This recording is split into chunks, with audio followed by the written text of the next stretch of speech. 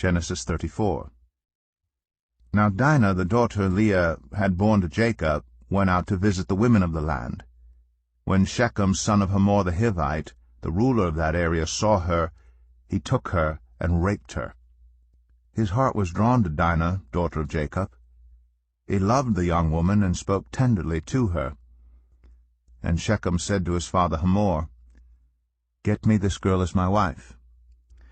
When Jacob heard that his daughter Dinah had been defiled, his sons were in the fields with his livestock, so he did nothing about it until they came home. Then Shechem's father Hamor went out to talk with Jacob. Meanwhile Jacob's sons had come in from the fields as soon as they heard what had happened. They were shocked and furious because Shechem had done an outrageous thing in Israel by sleeping with Jacob's daughter, a thing that should not be done. But Hamor said to them, "My son Shechem has his heart set on your daughter. Please give her to him as his wife. Intermarry with us, give us your daughters, and take our daughters for yourselves. You can settle among us, the land is open to you, live in it, trade in it, and acquire property in it."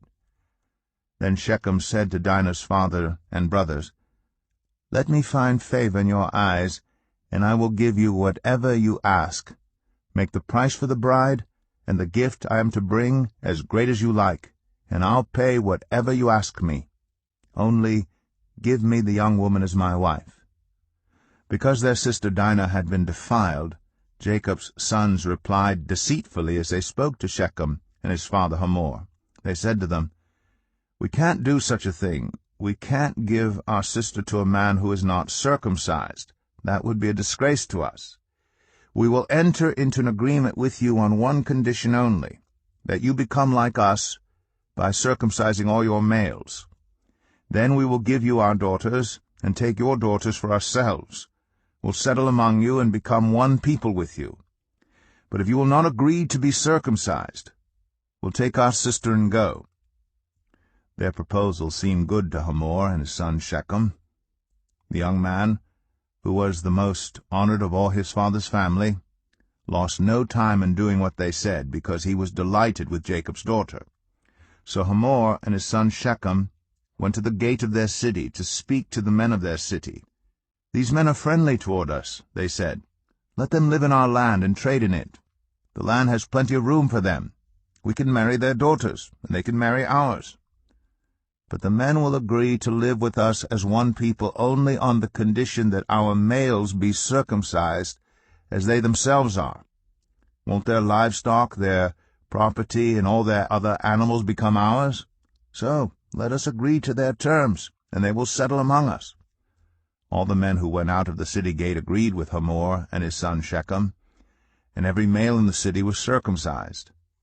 3 days later, while all of them were still in pain, 2 of Jacob's sons, Simeon and Levi, Dinah's brothers, took their swords and attacked the unsuspecting city, killing every male.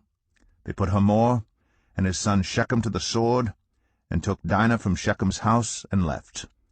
The sons of Jacob came upon the dead bodies and looted the city where their sister had been defiled.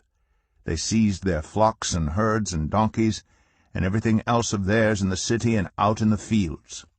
They carried off all their wealth and all their women and children, taking as plunder everything in the houses. Then Jacob said to Simeon and Levi, "You have brought trouble on me by making me obnoxious to the Canaanites and Perizzites, the people living in this land. We are few in number, and if they join forces against me and attack me, I and my household will be destroyed." But they replied, "Should he have treated our sister like a prostitute?